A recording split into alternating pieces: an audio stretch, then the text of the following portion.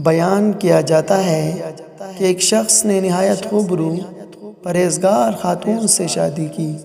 دونوں ایک دوسرے سے خوب محبت کرتے تھے۔ مسرت بھرے دن گزر رہے تھے۔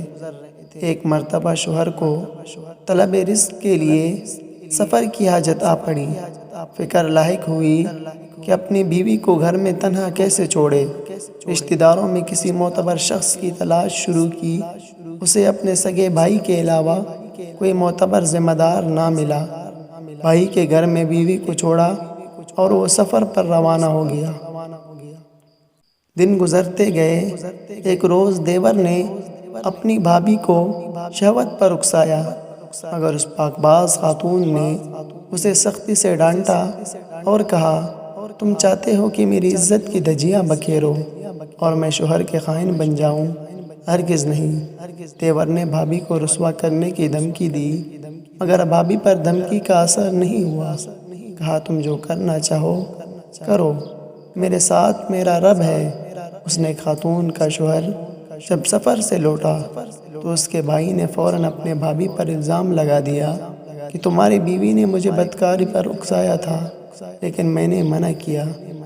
شوہر نے بغیر سوچے سمجھے اسی وقت پارسا بیوی کو طلاق دے دی اور کہا، مجھے اپنی بیوی سے کچھ نہیں سننا، میرا بھائی سچا ہے۔ وہ متقی اور خدا ترس خاتون گھر سے انجان منزل کی طرف نکل پڑی۔ راستے میں ایک عابد و زاہد کا گھر پڑا۔ دروازے پر دستک دی اور اپنی ساری کہانی عابد سے کہہ ڈالی۔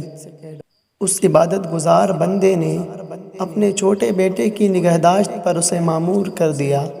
ایک دن عابد کے گھر سے کسی کام کے لیے عابد باہر گیا۔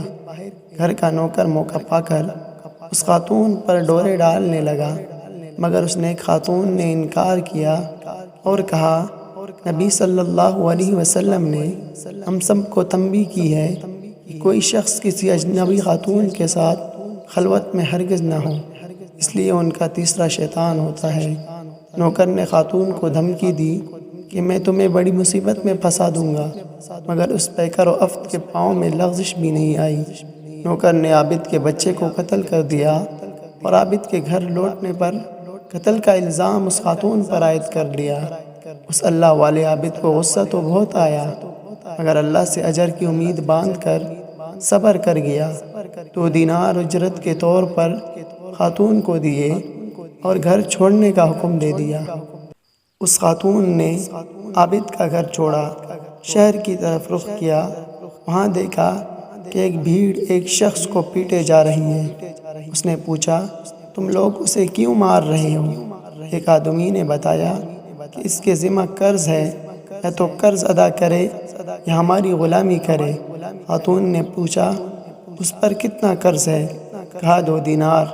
اس خاتون نے انہیں 2 دینار دے کر اس شخص کو آزاد کر دیا۔ آزاد ہونے والے شخص نے پوچھا، تم کون؟ اس خاتون نے اپنی پوری کہانی بیان کر دی۔ اس پر اس آدمی نے کہا کہ ہم دونوں ساتھ کام کریں گے اور نفع برابر برابر بانٹ لیں گے۔ خاتون نے حامی بھر دی۔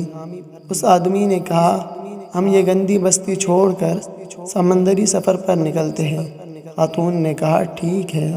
دونوں کشتی کے پاس پہنچے۔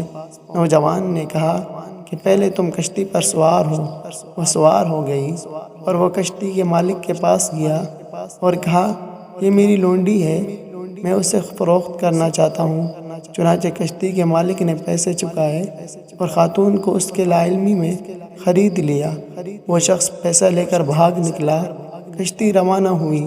خاتون اس شخص کو ڈھونڈنے لگی، مگر نہیں پایا۔ کشتی کے عملے نے اسے گھیر لیا اور اس سے چھیڑ چھاڑ کرنے لگی۔ خاتون کو تعجب ہوا۔ اس پر کشتی کے کپتان نے بتایا کہ میں نے تمہیں تمہارے مالک سے خرید لیا ہے اور اب تم وہ سب کرو جس کا حکم دیا جائے۔ اس نے ملتجیانہ لہجے میں کہا، میں اللہ کی نافرمانی نہیں کر سکتی، مجھے چھوڑ دو۔ یہ کہنا ہی تھا کہ سمندر میں آندھی اور طوفان آیا۔ کشتی ڈوب گئی۔ جہاز کا عملہ اور سارے مسافر ڈوب گئے، لیکن وہ صابر خاتون بچ گئی۔ اس وقت امیر شہر ساحل سفر پر تفریح میں مشغول تھا۔ بے موسم کی آندھی کو دیکھ کر وہ بھی گھبرایا، لیکن اس کا اثر ساحل پر نہیں تھا۔ پھر یکایک اس کی نگاہ اس خاتون پر پڑی جو ایک تختے کے سہارے ساحل کی طرف آ رہی تھی۔ امیر نے گارڈوں کو حکم دیا کہ اسے میرے پاس لایا جائے۔ اس خاتون کو محل میں لے جایا گیا۔ ماہر اطباء کی نگرانی میں اس کا علاج شروع ہوا۔ جب اسے افاقہ ہوا تو امیر شہر نے اس سے دریافت کیا تو اس نے ساری حکایت بیان کر ڈالی۔ دیور کی خیانت سے لے کر کشتی والوں کی شرارت تک سارے واقعے بیان کیے۔ حاکم شہر کو اس کے صبر نے موہ لیا اور اس سے شادی کر لی۔ امور سلطنت میں مشیر کار کی حیثیت ملی اور چند ہی دنوں میں اس کی زبردست رائے اور قوت فیصلے کی شہرت دور دور تک پھیل گئی۔ وقت گزرتا گیا، نیک حاکم کا انتقال ہو گیا۔ اعیان شہر اکٹھے ہوئے کہ کس کو اب حاکم بنایا جائے۔ متفقہ طور پر لوگوں نے اس ذہین اور عاقل خاتون کو اپنا امیر منتخب کر لیا۔ خاتون بنتے ہی اس خاتون نے ایک وسیع میدان میں کرسی لگانے کا اور شہر کے تمام مردوں کو حاضر ہونے کا حکم دیا۔ تمام مرد حضرات اس کے سامنے سے گزرنے لگے۔ اس نے اپنے سابق شوہر کو دیکھا اور کہا کنارے ہو جانے کا اشارہ کیا۔ پھر اس کے بھائی دیور کو کنارے ہونے کا حکم دیا۔ عابد کو بھی کنارے کیا۔ پھر اس نے عابد کو نوکر کو دیکھا، اسے بھی مجمع سے الگ کر کے کھڑے ہونے کا حکم دیا۔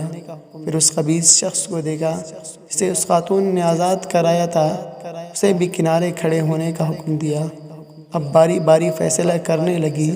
سب سے پہلے سابقہ شوہر سے مخاطب ہوئی، تم کو تو تمہارے بھائی نے دھوکے میں رکھا تھا، اس لیے تم بری ہو، لیکن تمہارے بھائی کو حد قذف لگائی جائے گی، اس لیے اس نے مجھ پر جھوٹی تہمت لگائی تھی۔ رابط سے مخاطب ہوئی اور کہا، تم کو تمہارے خادم نے گمراہ کیا تھا، لہٰذا تم بھی بری ہو، لیکن تمہارا خادم اساساً قتل کیا جائے گا کیونکہ اس نے تمہارے بچے کو قتل کیا تھا۔ پھر وہ مخاطب ہوئی اس خبیث سے، تمہیں جس دوام کی سزا دی جاتی ہے تمہاری خیانت اور ایسی عورت کی فروخت کر دینے کے جرم میں جس نے تجھے غلامی سے نجات دلائی۔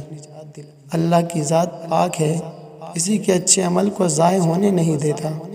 فرماتا ہے جو اللہ سے تقوی اختیار کرتا ہے اللہ اس کے لیے ایسے راستے ہموار کر دیتا ہے اور ایسی جگہ سے رزق عطا کرتا ہے جس کا اسے گمان نہیں ہوتا۔